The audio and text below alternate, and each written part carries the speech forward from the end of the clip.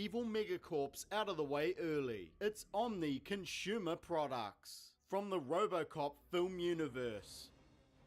We've already been dumbfounded by Starship Troopers. Now let's look at Paul Verhoeven's original attempt to confuse the shit out of audiences everywhere, as well as normalize co-ed locker rooms. It's RoboCop. A brutal satirical commentary on a range of societal ills which is still disturbingly relevant today, covering issues such as unchecked corporate power, media bias, gentrification, privatization, and some strange mixed messaging on police militarization. It even predicted the real-life bankruptcy of Detroit, somehow turned American police unions into the good guys, and put forward the questionable idea that without an adequate police force, crime skyrockets overnight. I wouldn't buy that for $1. Of course, this heavy, blood-soaked extravaganza was deemed adequate fodder to make KFC ads, a WCW crossover, a Nixon media stunt, toys, and several TV shows aimed at children. A campaign as eclectic and questionable as Omni Consumer Products themselves, said to provide products for nearly every consumer need. OCP has garnered massive influence over Detroit and its media, branching out into traditionally non-profit areas such as hospitals and prisons. They also partake in other dubious pursuits such as military weaponry and data. So guys, be sure to protect your data from shadowy corporations and the like by using Surfshark VPN. A virtual private network encrypts your data, keeping you anonymous and protecting all of your information, files, and passwords while online. Whether you're using a PC, laptop, tablet, or smartphone, a VPN is quite simply the best way to keep yourself secure while on the internet. It will even help protect you from malware and give you peace of mind when using high-risk connections such as public Wi-Fi. Surfshark VPN is also packed with a range of other features, including the ability to bypass internet censorship and geographical restrictions. And yep, it works with Netflix and other streaming services. Just change your virtual location to open up a whole new entertainment library. But perhaps most impressive of all, with just one account, you can use Surfshark VPN on an unlimited number of devices. No other VPN service offers this deal, and all of this for an extremely affordable price. So head down to the video description and check it out. Use promo code MediaZealot and for a limited time you'll receive an astonishing 85% off, 3 months extra for free, and a 30-day money-back guarantee. So click that link, check out the deal, and keep your browsing secure with Surfshark. Oh, Detroit. At the start of RoboCop 1, it's already a decaying urban hellhole, filled with heavily armed, trigger-happy maniacs.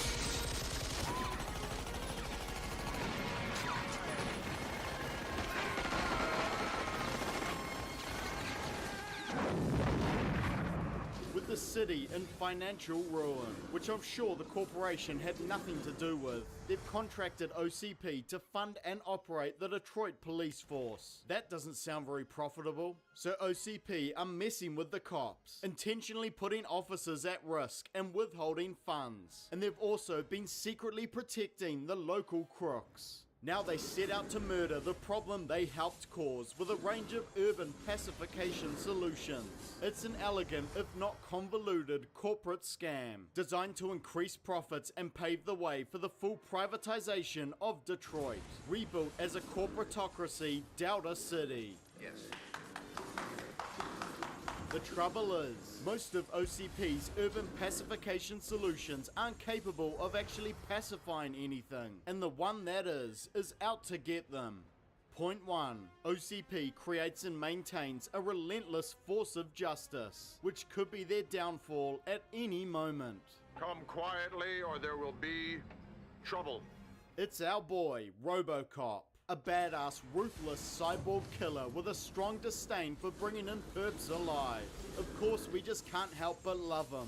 Though that's not surprising, he's inspired by anti-heroes such as Judge Dredd and or Spawn, and the guy is also an allegory for Jesus Christ, apparently.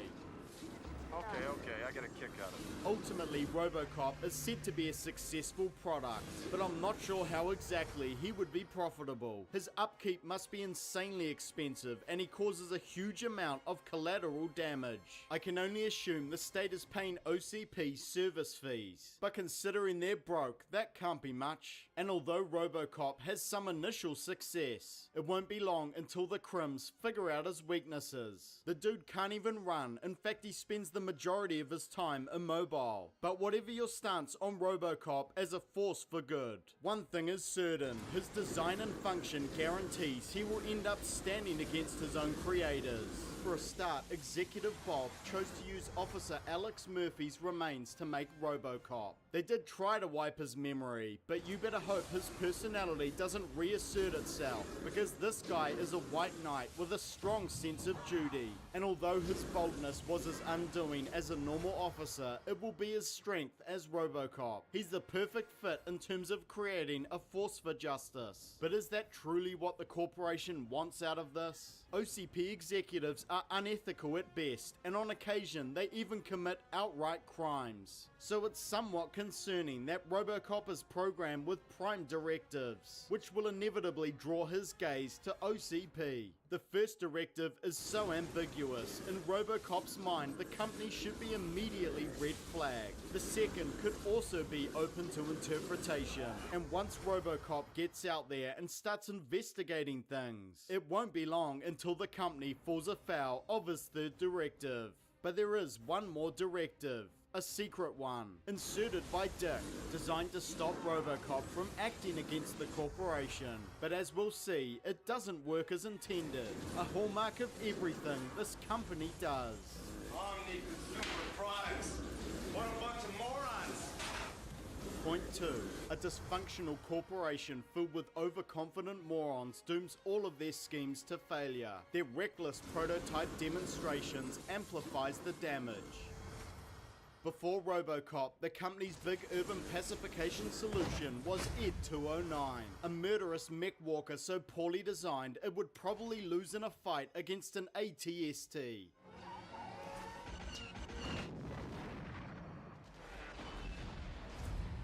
Despite being a law enforcement unit, Ed 209 doesn't appear to have the ability to actually arrest people. He can only issue commands and then murder crims if they fail to comply. And the old man CEO has the audacity to pretend this is somehow giving back. I think it's time we gave something back. And I have the higher obligation to keep you from putting yourself and others at risk. We don't get to see OCP's product team running tests on this thing, assuming there was any. All we know is it ran into a series of delays and cost overruns. So now Senior Vice President Dick, under pressure, has deemed Ed 209 ready for a demonstration. And rather than showing it off in a safe facility with the execs protected behind armor, Cocksure Dick just whips it out at an executive meeting in a high-rise. He's even loaded it with live ammo, and he couldn't just have Ed 209 wander around for a bit with an explanation of its abilities. No, he drags up this poor junior exec to play the criminal. If there are any issues with Ed 209's logic circuits, he's created a scenario most likely to cause a serious error. And of course, there's no emergency shutdown either. We need to disable the entire security subroutine. Ed 209's programming issues are a failure of design and testing, but Dick and Dr. McNamara's decision to load it up with live ammo and without fail-safes is just straight up hubris. At the very least, Dick could have shot off blanks. That hurt. So logically, the company shut down the Ed 209 program the moment these issues became glaringly obvious. Dick, I'm very disappointed. Nah jokes, they're keeping this guy around forever. They did feel pretty terrible about the potential financial losses though. Your temporary setback could cost us $50 million in interest payments alone. Bob then capitalizes on this tragedy by drawing the old man's attention to his RoboCop project. I'm confident that we can go to prototype within 90 days. Good. And thus RoboCop, the greatest threat to the corporation other than themselves. was born of a pissing contest between two competing executives. It's even said the initial plan was developed simply as a means of lighting a fire under Dick's ass. The old man ordered a backup plan. Probably just to light a fire on Jones' plan. So therefore, the old man CEO, who appears to be naive if not vacant at this stage, can take his share of the blame too. He's encouraging this cutthroat, ultra-competitive environment, which leads to his pressured underlings cutting corners and taking massive risks for the sake of a personal win. It's an instinctive need to establish a dominant position in any social gathering. He also oversees a corporate strategy which focuses mainly on high-risk schemes, the success or failure of which will massively affect their meta project, Delta City. Not only that, but he seems to offer no oversight other than the occasional dressing down after the mistakes have already presented themselves. There are no real repercussions for Dick other than a bruised ego. You call this a glitch? This really doesn't seem like a good environment for developing profitable products. It's no wonder it's said this company never finishes anything ahead of schedule. What are you kidding? You never do anything ahead of schedule. So RoboCop starts plugging crims left, right and center, causing Bob to create this impossible expectation live on TV. At Security Concepts, we're projecting the end of crime in Old Detroit within 40 days. Dick then makes it obvious that his ego and personal grudge are more important than the wider success of the company, by getting angry at Bob over his initial success with RoboCop. And you've insulted this company with that bastard creation of yours. Dick even knew about Ed 209's flaws, making his boardroom presentation take on a whole new level of stupidity. I had a guaranteed military sale with Ed 209. Renovation program. Spare parts for 25 years. Who cares if it worked or not? Seems like a pretty short-sighted plan, Dick. Creating faulty products isn't exactly a winner in the long term. If Ed 209 can't even work on the mean streets of Detroit, not sure why the military would be interested in taking it on. We practically are the military. Next, we find out that Boddicker actually works for Dick when he turns up at Bob's house looking to murder him. I can't tell who is worse here, Dick for pre-recording a highly incriminating DVD of himself, I guess you're on your knees about now. Begging for your life. or Boddicker for leaving witnesses alive and relying on a grenade to do the job, walking away without confirming the kill. If Butterfingers Bob hadn't messed things up, he might have even survived this, now with a sweet DVD to bring down Dick with. Meanwhile, Murphy has overcome OCP's inadequate attempts to suppress his personality, investigating his own murder, which eventually leads him to Boddicker, who rolls on Dick after RoboCop roughs him up a bit. So with criminal activity linked directly to OCP, RoboCop does what he was always destined to do, and shows up at OCP headquarters to root out the crims. Of course, Dick isn't to blame in terms of RoboCop's creation. In fact, he actually planned for this outcome. But Dick being Dick, he didn't plan things very well. It's him that gave RoboCop his secret Prime Directive 4. Any attempt to arrest a senior officer of OCP results in shutdown. And although it says shutdown, it actually means break down. Temporarily.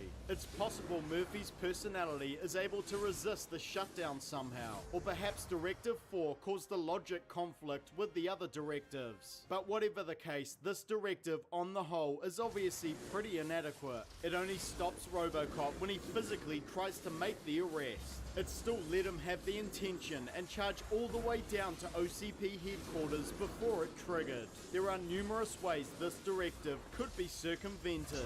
Now that RoboCop knows about it, he could simply investigate and arrest the bit players, and then when it comes to the top execs, hand off the evidence to another White Knight. But Directive 4 does get Dick a passing win, until we discover he's at Ed 209 hanging around in his billiards room for who knows how long. And this is meant to be his trump card. I'm just shocked Dick is still alive. I had to kill Bob Morton because he made a mistake. Now it's time to erase that mistake. He then spills his guts to RoboCop about a murder the officer knew nothing about, seemingly going all in on Ed 209's ability to defeat RoboCop. Dick knows better than anyone how flawed this robot is. Half-assed shutdown or not, I know who I'd put my money on, and this place is getting total. One more Ed 209 mishap and the old man could be gunning for Dick.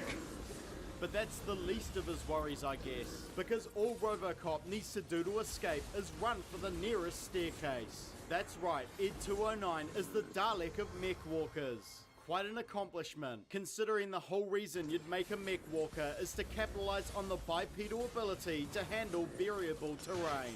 This guy can't even get back up if he falls over. Is there a car lift or something around here? Because he definitely didn't take the stairs to get up here. It's the Urban Pacification Unit that can only handle a very limited range of urban environments. You better hope criminals don't learn to run indoors. At this point, you might as well just throw the thing on Caterpillar tracks, at least it'd be quicker. So Dick then relies on the cops to sass RoboCop. And hey, since they're practically owned by OCP, they can take a bit of stick here too. Despite RoboCop being one of their most effective officers, taking out several cop killers. A bunch of these pricks open fire on RoboCop without a second thought. But then they finally decide to take issue with the corporation and strike against them within days. Dick has somehow covered himself for the incident at OCP HQ, and rather than severing contact with Boddicker for ratting on him, he gets him released from custody and invites this known cop killer for a meeting in broad daylight. Employing this psychotic, unpredictable criminal was already a hell of a risk.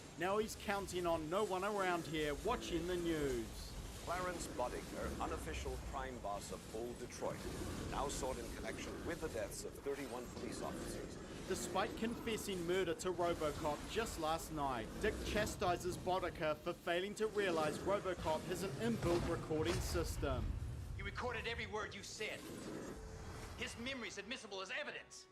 I'm not sure if he's projecting or simply passing the buck, but now he's going to count on his unreliable henchman to kill the cyborg, bribing him with the opportunity to ruin the corporation's most important project. But Delta City begins construction in 2 months. That's 2 million workers living in trailers.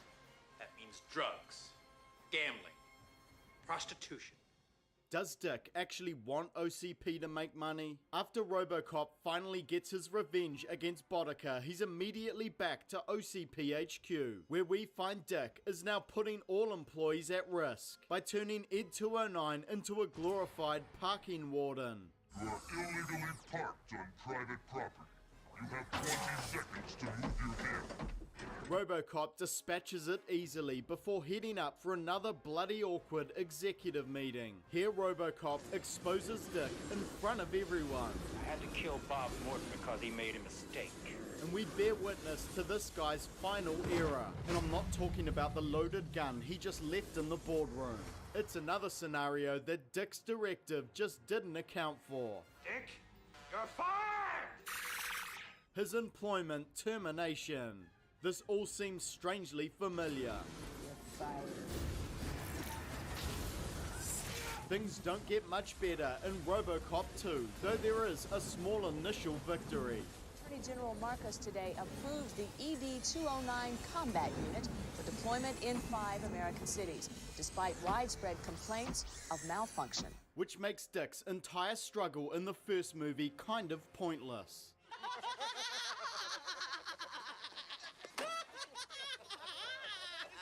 The old man is still around, but now he's turned from a distant CEO into a full-blown villain, deteriorating the situation on the street even further by engineering ongoing police strikes. When are you going to start paying the cops so they'll go back to work? Holding the city to ransom for money owed. In the event of default, OCP shall have the uncontested right of foreclosure on all city assets. And duping the idiot mayor into signing over the foreclosure rights. Why do we have to leave? I hate ladies. You shut up. an important step on the path towards Delta City. The company remains committed to wiping out any trace of RoboCop's humanity, which is the key advantage he has over robots such as Ed 209, his ability to act with good judgment and discretion. Though I admit, a more compliant RoboCop will be less likely to act against the company. If that's really their concern, just be done with it and pull the plug already. Not content with merely sabotaging their successful product, the company then sets out to make RoboCop completely obsolete. It's the RoboCop 2 program. But as usual, the development team haven't done their due diligence, and the old man isn't paying attention until he's already sunk a gargantuan amount of money into it. 19 million. These freaks are somehow worse than Ed 209. At least this time, most of the important people are viewing it safely. A new employee suggests that Murphy's psychological profile must have been a one-off among the cops. Yet at no point do we see them trying to replicate the original RoboCop precisely. Of course, the answer they come up with is to use psychotic murderers and criminals instead of cops. That makes perfect sense. She's screaming psychotic, sir. Murderers. Oh, we aren't planning to build a toy, Johnson. After a tiny piece of action, the bewitched old man supports this idiotic idea. Juliet has also kept RoboCop out of commission since a run-in with some kooky crims, which in terms of the corporate agenda probably isn't a bad thing. But the old man is acting as if that negates the risk a psychotic RoboCop 2 could pose to the company. Yes, sir. With RoboCop out of commission, the chaos down there will increase, and so will the odds that the city will fall into our hands. He chastises Johnson for not seeing the bigger picture. You've got to learn to look at the larger picture. Despite the old man agreeing to keep RoboCop out of commission, which would have been clean and easy, Juliet instead decides to fix him up and fill him with superfluous directives, rendering him incapable of doing his job, but also getting the attention of everyone in Murphy's crew, including this lady, RoboCop's caregiver, a sympathetic doctor in a position that should have been occupied by a corporate hard-ass. Could run a few thousand volts through him, pray his insulation holes. Probably kill him. She tells RoboCop exactly how to get rid of all of his directives, allowing him to get his revenge on criminal cult leader Kane. Juliet decides that this ruthless master criminal with a god complex is the perfect candidate for RoboCop 2, revealing herself to be pretty demented as well. This company seems to be absolutely filled with these psychotic, comically incompetent leaders, followed around by a gaggle of talentless sycophants. That's right, OCP are like the insane clown posse of nefarious corporations. Though she is a bit of a joke, Juliet is probably right that Kane will be compliant because of his nuke addiction. But let's keep in mind, this guy knows how to cook up the stuff himself, and I doubt he will forget the horrific treatment he's received. The odds of success are low to none, regardless of the facts. The company has shifted 80% of its cash resources to make this doomed plan a reality. We shifted 80% of our liquid resources to the urban densification plan. But then the nail in the coffin, someone's fronted up with 37 million, saving the mayor and the city. I'm just surprised that didn't happen sooner, really. In retrospect, that was actually a pretty reckless plan, and everything hinges on it. Getting desperate, the old man is willing to delve into full-blown criminal territory to make the city foreclosure happen. There must be no witnesses. Now they're going to directly murder people, and Juliet sees this as a great first mission for her psycho new RoboCop.